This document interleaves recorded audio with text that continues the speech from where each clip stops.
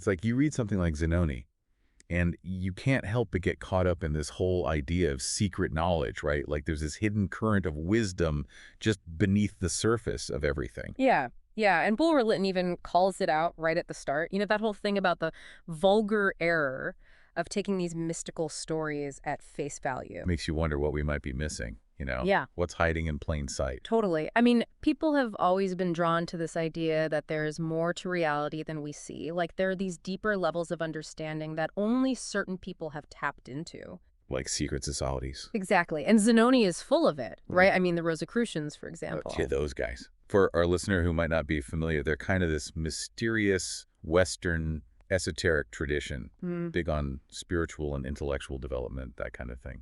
Yeah, and Zanoni talks about their profound researches into natural science and this whole occult philosophy. So we've got secret societies, hidden knowledge, and then you bring in the law of one material, which is like a whole other level of cosmic weirdness. Haha, yeah. I mean, it's fascinating stuff, right? Now All about cosmic evolution and densities of consciousness. But at first glance, it seems like, okay, a novel about Rosicrucians and this channeled wisdom about cosmic densities. How do those even connect? Right. That's what's so cool about this deep dive. We're taking these two seemingly totally different things, things you wanted to explore, and seeing if there are any interesting echoes or overlaps. And that's exactly what our listener, the learner, is all about, right? Efficiently getting to the core of knowledge, making those connections, and figuring out how it all fits together. Absolutely. You're someone who appreciates a good intellectual puzzle. And trust me, we've got a fascinating one laid out here. We've got your excerpts from Zanoni and all 5 books of the Law of One ready to go. Okay, so no secret agendas here, just a deep dive into the themes and concepts, seeing what resonates. So where do we start with unpacking these potential parallels? Well, the most logical place to start seems to be this whole idea of ancient wisdom in secret societies. It pops up right away in Zanoni with the Rosicrucians, right? They're explicitly mentioned as this secret, virtuous fraternity, deeply involved in all these, let's call them unconventional studies. Oh, and there's even a line about there being other, yet more transcendent groups out there.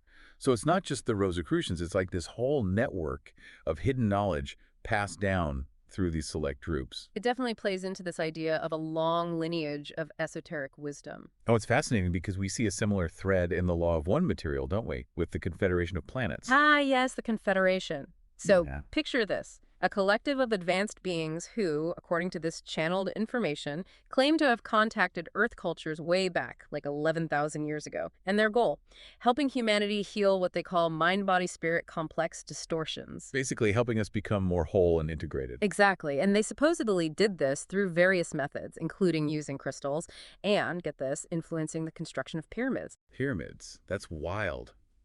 But the Law of One stresses that their focus is more philosophical than strictly historical, right? Yeah, it's not so much about literal events as it is about the core principles. So we've got Zanoni, this fictional world with secret fraternities safeguarding ancient wisdom, and then the Law of One, which describes this confederation sharing knowledge in Earth's past. They're not the same, obviously, but there's this shared idea of select groups holding profound knowledge throughout history. That's the key takeaway here for you, the learner. Both sources, a novel from the 1800s and this channeled wisdom, both point to this history of profound knowledge that's maybe a little bit outside the mainstream. Whether it's Rosicrucians or interstellar beings, this idea of a select group transmitting this deep understanding, it makes you think. Definitely. And it leads us right into another big question. What do these sources say about the nature of reality itself? How can we reach these higher states of being they talk about? In Zanoni, there's that passage about the intellect ascending to its star, viewing earthly life with this detachment, like someone studying an anthill. Such a powerful image. It really gets at this idea of a shift in perspective, right? Yeah. You're not so caught up in the day-to-day drama anymore. You're seeing things from a higher vantage point. And that resonates with the Law of One's concept of densities of consciousness. Tell us more about that. Sure. The Law of One talks about these different levels of consciousness, these densities from third to fourth to fifth and beyond. Each density represents a different level of understanding and awareness. Like climbing a ladder. in a way. Yeah, and the transition between these densities is called the harvest. And then there's this idea of wanderers, beings from higher densities, who chose to incarnate here on Earth. So Zanoni seems to have this elevated perspective, operating outside the normal flow of things. And then in the Law of One, you have these beings who actually come from these higher states of existence. Are they describing similar things? It's a really intriguing question, isn't it? Could Zanoni's detachment be like a literary representation of what the Law of One calls a higher density being? Both sources are pointing to a level of awareness beyond the everyday, that's for sure. And there's another detail from Zanoni that's worth mentioning. Remember those letters Zanoni sends to Mejnour? He talks about this third state of being, this trance state that Indian sages recognize. Oh, right. And he says the children of the northern world don't seem to grasp it. And here's where it gets really interesting. The Law of One actually recognizes trance as a third co-equal state of being, separate from waking and sleeping. They even say people in trance might experience this peopled calm. So Zanoni, written in the 1800s, hints at this idea, and then the Law of One fleshes it out. Pretty amazing how these things line up, right? Let's switch gears a little and talk about light. In Zanoni, there's this mention of Rosicrucian lamps using the pure elementary principle of light. It's almost like light is this fundamental force, and beings who are light themselves are drawn to it. It's definitely more than just physical illumination in Zanoni. It's almost like light is imbued with this deeper, maybe even conscious aspect. And that's where the Law of One comes in, right? Sure. Because for them, light is this huge metaphysical concept. Huge is right. The Law of One talks about light as this total energy received by the mind-body-spirit complex. It's not just about what we see. It's about the energy that underlies consciousness itself. They even talk about pyramids being able to focus this light energy. That's right. They say pyramids act like funnels, intensifying the density of light. So we have Zanoni talking about this pure elementary principle of light, and then the Law of One describing light as this foundational cosmic energy. Could they be talking about different aspects of the same thing? It's an intriguing possibility, right? And it definitely gives you, the learner, something to chew on. What if light is even more fundamental than we realize? What if it's even connected to consciousness itself? Now, let's dive into the role of love and service. In Zanoni, we see Viola's journey, her growing feelings for Zanoni, and his often cryptic guidance. There's this preternatural attraction between them that seems to go beyond typical romance. Yeah, the relationship is super complex. It's definitely not your average love story. There's this mentor-student dynamic going on, like he's guiding her towards something bigger. Almost like a spiritual connection. Exactly. And this idea of a deeper connection, of guidance, really resonates with the Law of One's emphasis on service to others, doesn't it? Tell me more about that.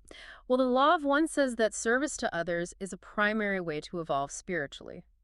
Entities who are all about love and light can accelerate their progress by being of service to others. So, could Zanoni's actions toward Viola, even the ones that seem harsh or confusing, be seen through this lens of service? Yeah. Like maybe he's trying to guide her towards her higher self, even if she doesn't fully understand it?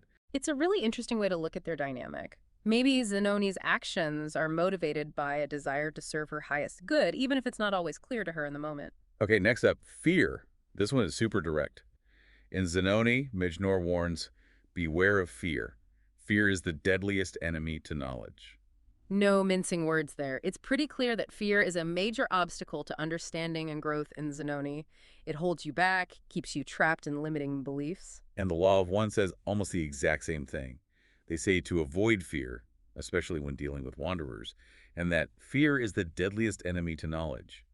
What a crazy parallel. It really is. It's like this universal truth no matter the context. Whether it's the world of Zanoni or the cosmic perspective of the Law of One, courage is essential for gaining true knowledge. Now, the Law of One talks about catalyst and experience. Catalyst being all the things we go through in life and how we process them to create experience. Our free will and the sometimes flaky nature of memory play a big role in this. That's a key concept. It's not just about what happens to us. It's about how we choose to engage with it and make meaning out of it. It's all about our individual choices and perceptions. And the characters in Zanoni go through some serious stuff, right? Glendon with his temptations, Viola with her fears. Could these be seen as catalysts in the Law of One sense? Absolutely. There are opportunities for growth, but also potential pitfalls. It all depends on how they process these challenges. Last but not least, this idea of the veiling of consciousness. The Law of One says that in third density, Our awareness of past lives and pre-birth agreements is veiled. It's all about preserving our free will and making our learning experience more genuine. Right. It's like if we remembered everything we planned before we were born, would our choices really be free? The veiling makes the game more real, more challenging. And thinking about Zanoni, there's a lot of mystery surrounding him, right? His origins, his powers. Could this be a kind of veiling within the narrative itself? Like the other characters can't fully grasp who he is or what he's doing? It's an interesting parallel, right? The mystery surrounding Zanoni is kind of like a literary representation of a veiled reality. Deeper truths are hidden, not immediately apparent.